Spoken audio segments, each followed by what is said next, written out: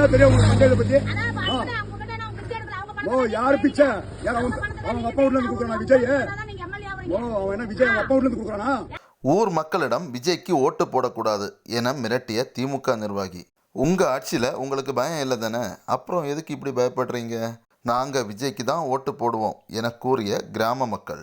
ஒரு கிராமத்தில் திமுக நிர்வாகி தலைவர் விஜயை பத்தி என்ன சொல்லியிருக்காருன்னு தெளிவா கொஞ்சம் கேளுங்க. முதலமைச்சர் வந்து விஜய் எனக்கு அவசியம் கிடையாது. எவன் வந்தா என்ன பண்ணிக்கிறாங்க நான் கேக்குறேன்.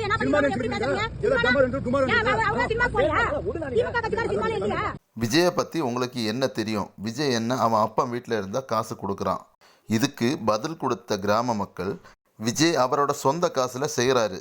எம்எல்ஏ என்ன அவர் அப்பா வீட்டு காசுல இருந்தா சேவை செய்யறாரு? மக்கள் காசுல தானே உதவி செய்யறாங்க. எம்எல்ஏ ஆகி 4 வருஷம் ஆகுது. தொகுதி பக்கம் இது வரைக்கும் வந்தது கிடையாது. ஓட்டு கேட்க மட்டும் எங்கள் கிராமத்துக்கு எதுக்கு வரணும்? நாங்கள் இந்த வாட்டி கண்டிப்பாக விஜய்க்கு தான் ஓட்டு போடுவோம். உடனே அந்த திமுக நிர்வாகி, உங்களுக்கு என்ன பிரச்சனை, நான் எம்எல்ஏ வர சொல்கிறேன் அப்படின்னு சொன்னார். உடனே கிராம மக்கள், இத்தனை வருஷமா எங்கே போனாங்க இந்த எம்எல்ஏ? இப்போ தான் இந்த கிராமம் அவங்களுக்கு கண்ணுக்கு தெரிஞ்சுதா? கிராம மக்களின் கேள்விக்கு பதில் சொல்ல முடியாமல் அந்த திமுக நிர்வாகி அந்த இடத்த விட்டு கிளம்பிட்டாரு. வடிவேல் சொல்கிற மாதிரி, என்ன கொடுமை சார் இது, 75 வருஷம் ஆண்ட கட்சிக்கு வந்த சோதனை. இப்படி ஊர் மக்களிடம் போய் பிச்சை எடுக்கிறீங்களே, உங்களுக்கெல்லாம் வெக்கமா இல்லையா? இருந்தாலும் இந்த ஊர் மக்கள் அந்த கொத்தடிமைக்கு சரியான பதிலை கொடுத்துருக்காங்க.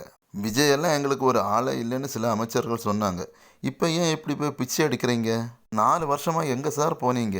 இப்படி ஆட்சி முடிய போகிற டைமில் இப்படி மக்களை முட்டாளாக்க நினைக்கிறீங்களே, இனிமே கண்டிப்பாக அது நடக்காது. மக்களின் ஒரே நம்பிக்கை தளபதி விஜய் மட்டும்தான். 2026 தளபதி விஜய் தலைமையில் தூய்மையான ஒரு ஆட்சி கண்டிப்பாக தமிழ்நாட்டில் மலரும்.